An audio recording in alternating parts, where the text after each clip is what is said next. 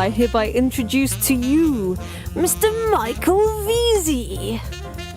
Today's episode is brought to you by the 10K Collective. The 10K Collective is a collection of men and women who are doing at least $25,000 a month on Amazon in the UK, US, Europe, doesn't matter, but that is the figure as a minimum. Now, why that figure? Because it means you get to meet with like-minded people who are serious about Amazon, who are doing well, and who are ambitious to do better rather than knocking around with newbies, which isn't going to help you if you want to scale up from 6 figures a month to 7 figures or whatever you're ambitious to do, 4 to 5 figures. We have people who are doing up to around the $250,000 a month mark. And as I say, the lowest is 25K. So it's still quite a big spread, but we have amazing things that get shared.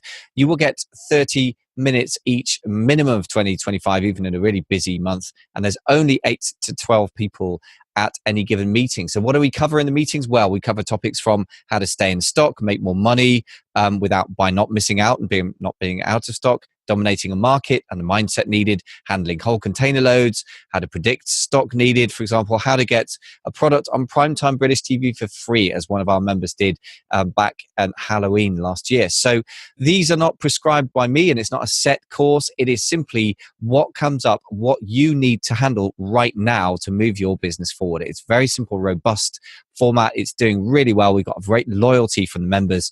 I think out of 10 people that have joined it so far, about 8 are still with us after several months, which is a real testament to the fact that they're getting value and there's a great feel of community and we have a lot of fun.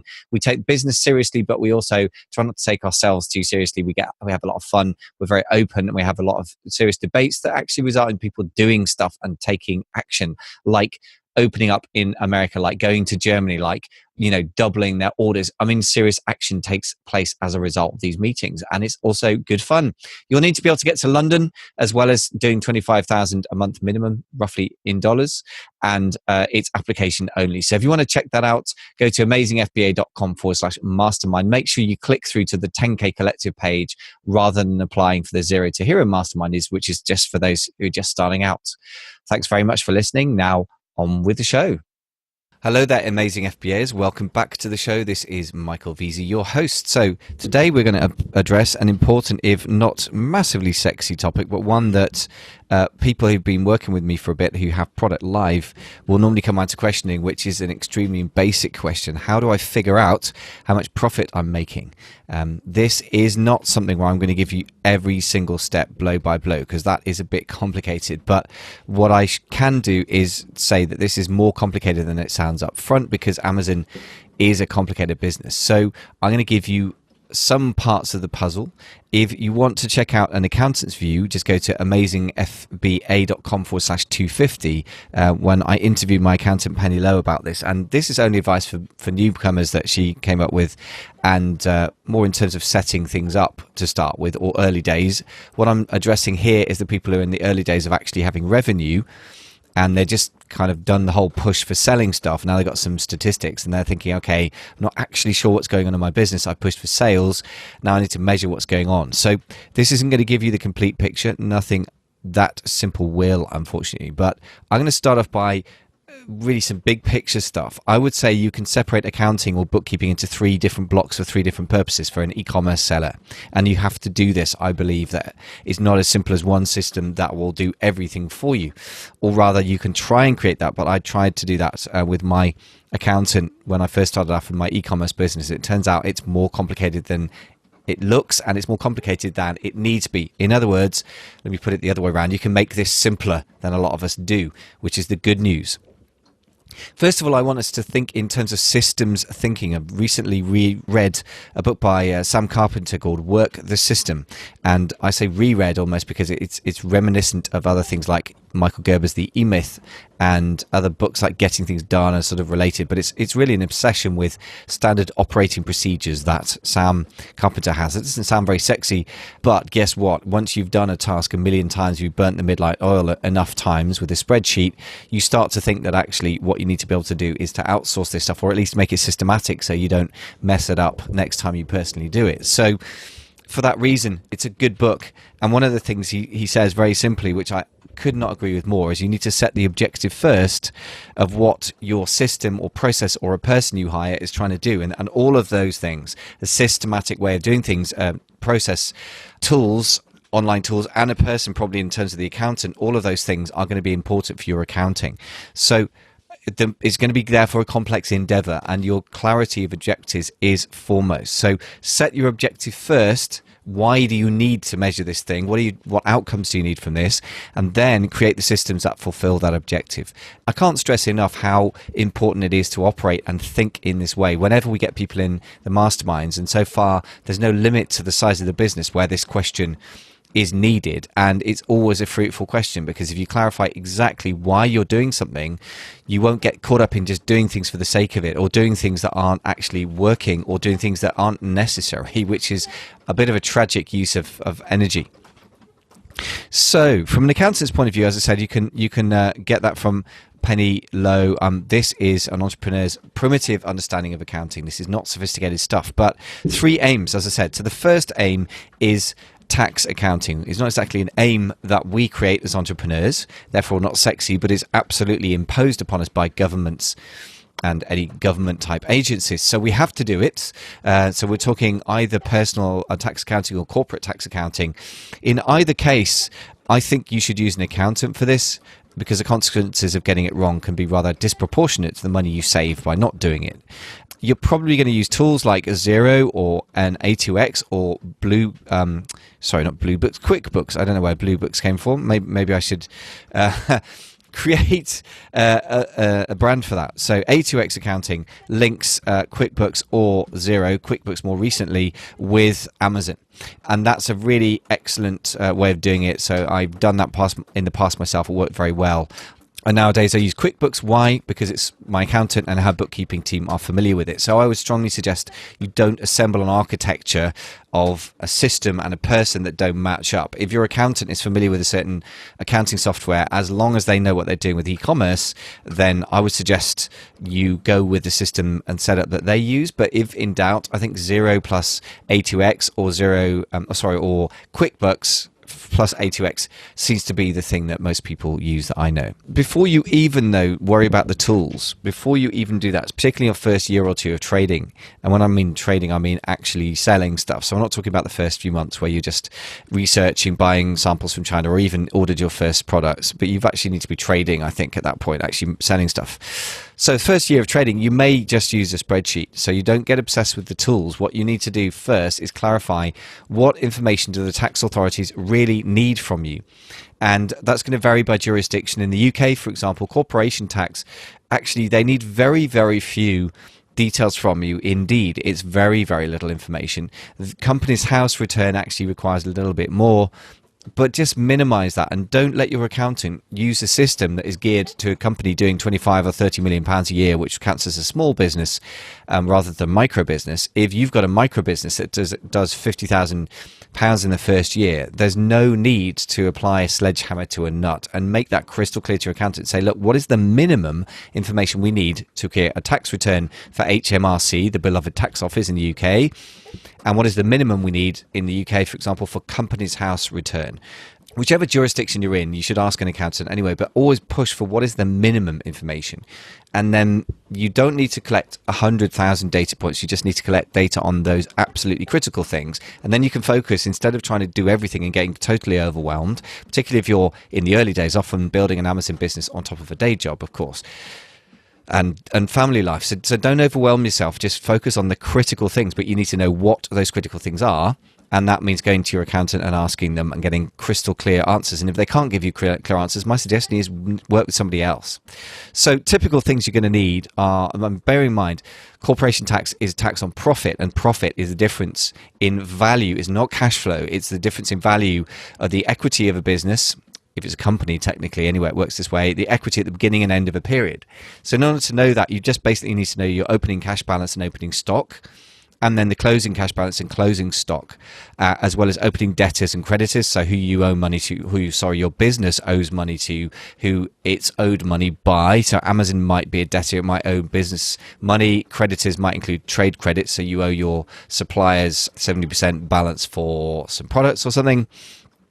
and then the situation with debtors and creditors at the end. So in other words, cash and stock at the beginning and the end, and creditors and debtors. In other words, creditors are people who owe your business money, debtors are people to whom your business owes money. And that's pretty much it. I mean, as far as I understand the basics of it. Now, I am not an accountant, but that is my understanding, that it's more or less boils down to that. So what that means is that a lot of us just don't keep that information, but that's only like 8 bits of information, but you better know those numbers, as opposed to being, in a lot of sort of denial of the mess that our businesses are in terms of measurement. And I'm certainly been in that position in many times. I'm not the cleanest in terms of keeping books, and it's one of my many weaknesses, but I'm not alone in this. Many of us are in the same boat. So not saying that if you're running a serious big business that it's okay to have rubbish books, but if you're just starting out, realistically, you might be in that position. So don't try and get everything right. Find out what's important, then go and get those things right, and then worry about the detail, is what I would say. Okay, so that's with tax accounting. Probably, although it sounds very scary, probably going to be one of the simplest bits of measuring and bookkeeping to start with, even if their sort of legal implications are complex and stuff. That's what tax accountants for. They can deal with that. What you need is simple information, simple questions, simple demands that you need to fulfill, like what figures do you need? So that's tax accounting. The next thing is management accounting. Now, the aim of management accounting is not externally imposed by the tax authorities or even by your accountant. It shouldn't be. It should be a wish you have as an entrepreneur to be able to make decisions. And that's it for me. If you're accounting, that's management accounting, and it is not there to serve either an external party like HMRC, the tax authorities, or if it's not there to satisfy shareholders or debt holders like banks or whatever, maybe you need to jump through some hoops for those guys. But if it's for yourself, the only reason to have management accounts is to be able to make decisions, or better decisions. So that is the purpose of your accounts in this area. So again, don't be more complicated than you need to be. So I would separate it out into 2 areas, one of which is really nice and simple, which is the gross profit by SKU, or SKU being an Amazon-y way of looking at the word product lines. Okay, so I think for that you should just use a tool like Selix, Fetcher, or Hello Profit. They're the ones that spring to mind. I'm probably an affiliate for some of these. We'll probably even put an affiliate link in, but I have no particular obsession with any of them. They all seem very similar to me, to be honest. I'm probably going to get some of these guys and interview them at some point, and it may be that a clear winner emerges. But broadly speaking, they plug into the Amazon Seller Central via an API, which is a kind of tech link, right? Don't need to worry about it if you're not familiar with it. And they will basically, you need to input your cost, your landed costs, so how much it costs you to get the product manufactured, shipped into whatever country it's coming into. Any import duties, any storage costs, whatever, that needs to be accounted for before it hits Amazon. That's the total landed cost. And you need to know what that number is. And if you don't, you absolutely must find that out. Otherwise, there's no way anyone can help you to manage your business, right? You've got to know that number. And lots of people don't, right? Just find that out. And then plug that into, let's say Hello Profit or Fetcher.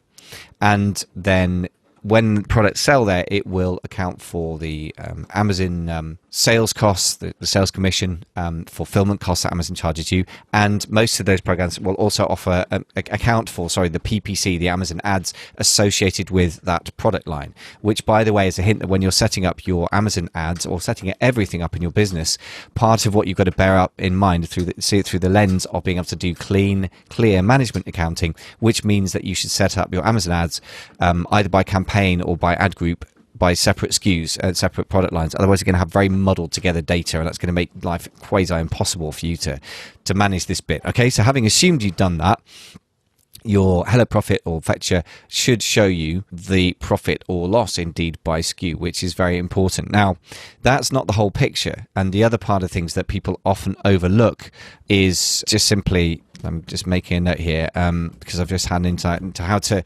simplify this here for the show notes, which, by the way, will be at amazingfba.com/blog. And I don't honestly remember which number it's going to be at, something like 312 or something. But even in doubt, just look up accounting or bookkeeping in the categories and we'll have it categorized. Where were we? Yes, the overall profit and loss for the business is trickier because you're going to need to get the overheads sorted, right?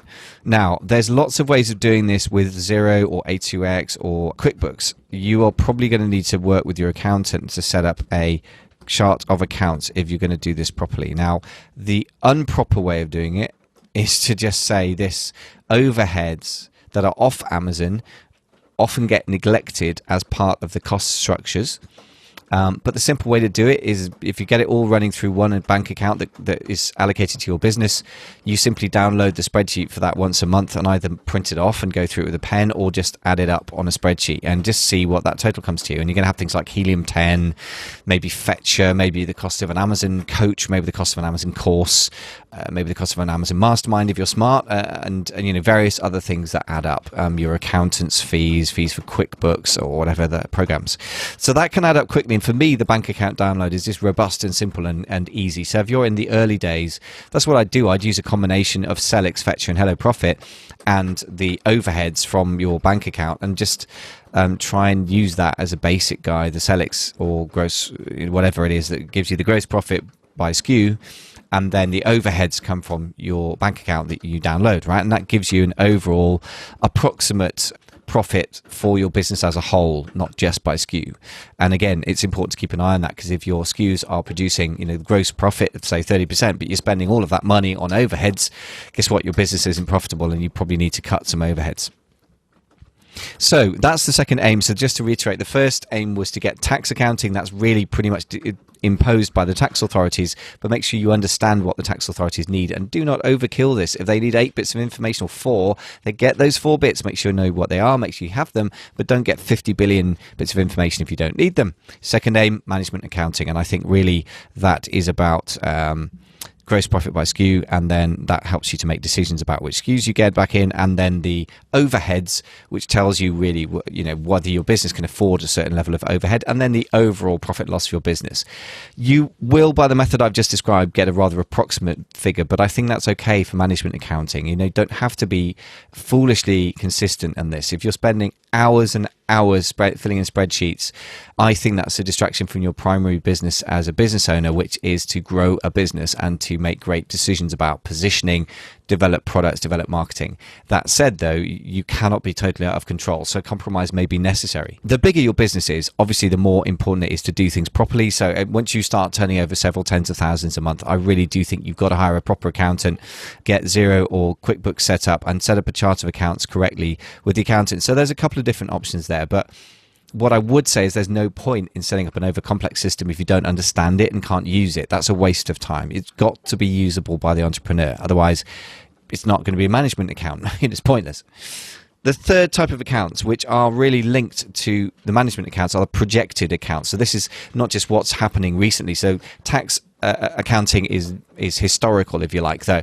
Accounts for your business if it runs, say, January to December, and any business, obviously company accounts can run whatever year it is set up in, but let's say it's January to December in the UK, you probably won't have to give the accounts in for several months, so you may be 18 months behind with some of that. The management accounts are dealing with the last month or two, and you want them as up to date as possible, because they're like your dashboard for where your business is. Projected accounts are about the future, so the most important things are cash flow and stock. The first thing is to do with stock management. It's going to help you make reordering decisions and ad spend decisions. Again, I point you to Selix, Fetcher, Hello Profit, whatever it is that you use to measure profit and loss directly SKU by SKU. I would consider also working with a coach if you're not very experienced in this, or a mastermind. And you need to read the market as well. So I would possibly include market research tools like Helium 10 probably is the most reputable, Jungle Scout, Viral Launch, whatever it is. And you need to do this one before the cash flow projection, because if you realize you're going to have a very heavy demand on stock in December, and you're going to need to order a load of stock in August or September, then you're going to need to have a load of cash in August. So therefore you're going to work the stock needs out first, and then do a cash flow projection. So in the £1 Million Mastermind meeting the other day, and they were talking about some pretty advanced stock management, stock projected needs and cash flow need projection. Now, this is not something you need to go over the top about if you have a really small business, but you should start this practice as soon as you can, really.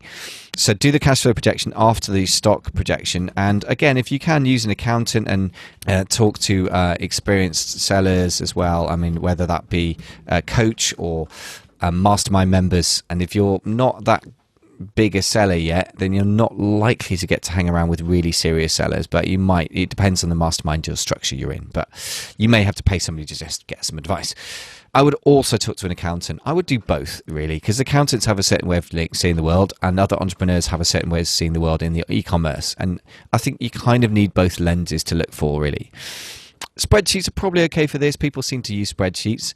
The ideal is to project over 1 year. You might even just start off by projecting the next 3 months of cash flow and the next 6 months. I mean, normally when you first start off, you tend to have a time frame about the next 3 months, because that's very approximately the sorts of amounts of stock that people tend to order.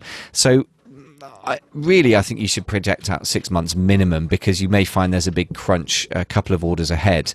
3 years is ideal. I mean, that's pretty ambitious. I would say that's only really valid for the really big businesses that have some stability, that have been around for a while. So I'll mention it as an ideal. I'm not saying you have to do it. I think getting ahead by 1 year is still good going. The bigger your business, again, the more important it is to do this. So if you're doing over 100,000 a month, I really think it's time you did this. And the £1 million mastermind guys are really getting into this. Also, if you can add in a scenario, again, this is for advanced sellers, but I'll mention it.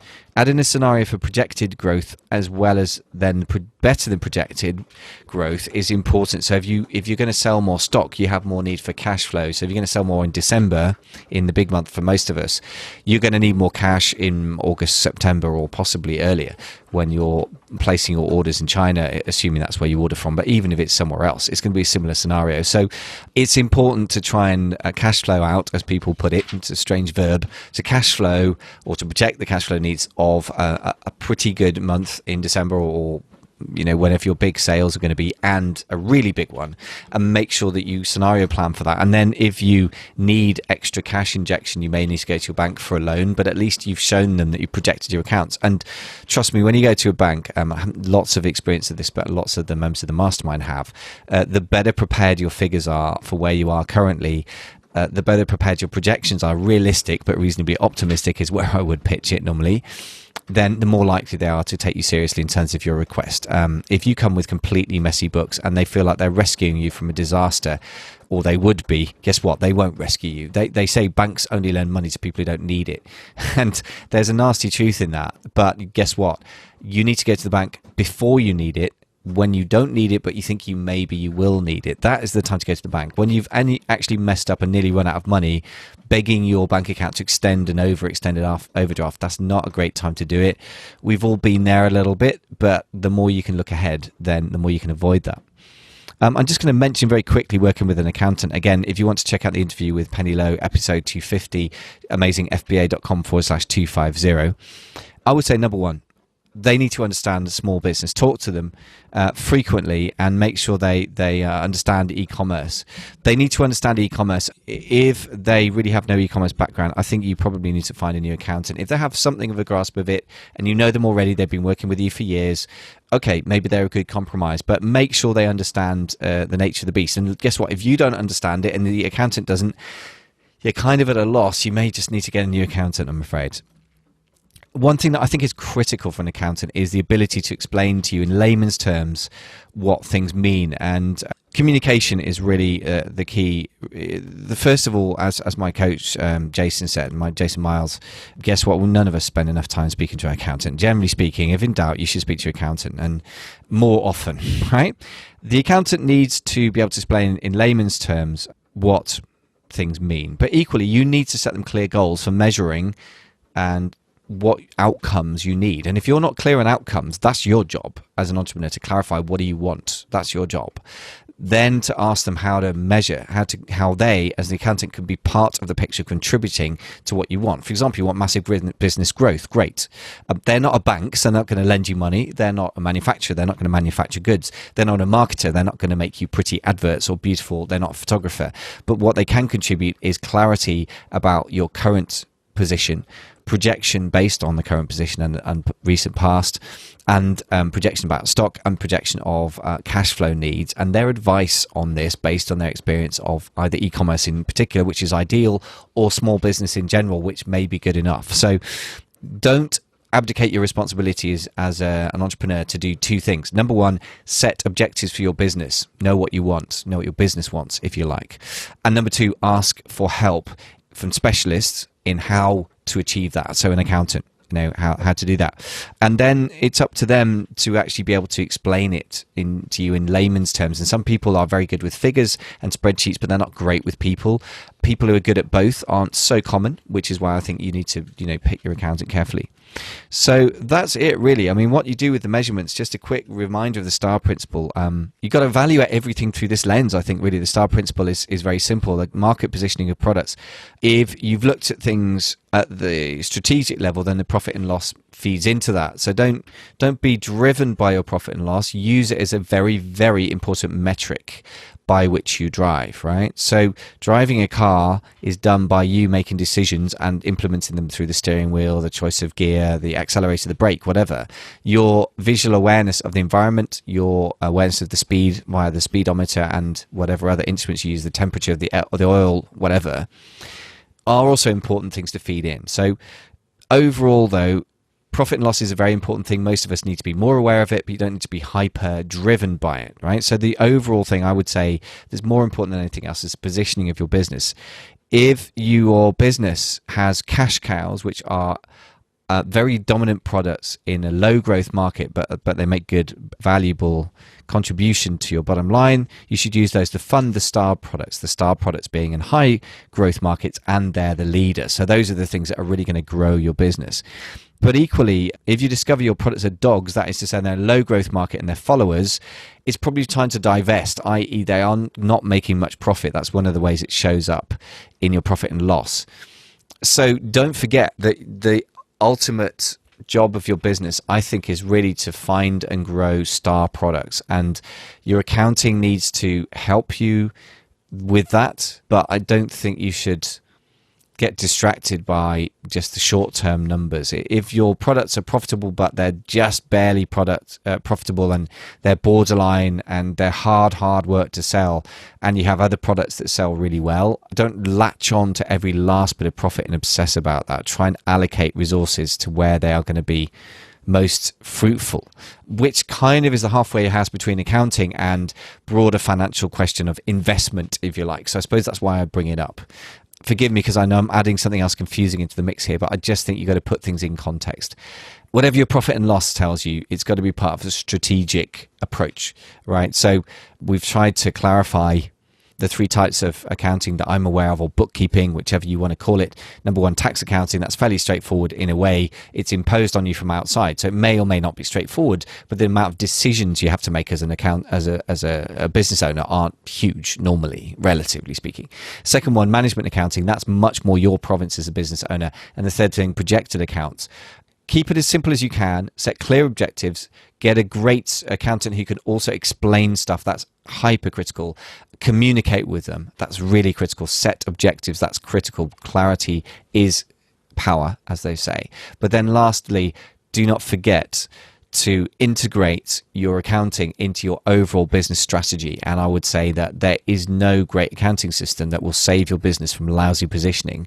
If you've got great positioning, i.e. your products are market leaders and it's a profitable market to be in and it's growing, then the other things in your business that can still get messed up, but that's a great potential starting point. Then the other things in your business are there to serve that objective. So really just wrap it all up in a bow by saying everything in your business needs to be driven by objectives, and the objectives of any department like your bookkeeping or accounting department need to be driven by the objectives of the business as a whole. And if you don't know where you're going, as the Red Queen said to Alice in Alice in Wonderland, kind of doesn't matter how you get there.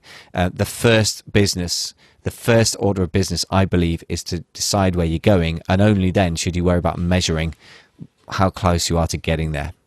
Hope that makes sense, and I hope that was some useful thoughts on this often confusing area. Thank you very much for listening. Stay in touch, stay tuned, keep listening. Don't forget to subscribe to the podcast, and I'll speak to you in the next show.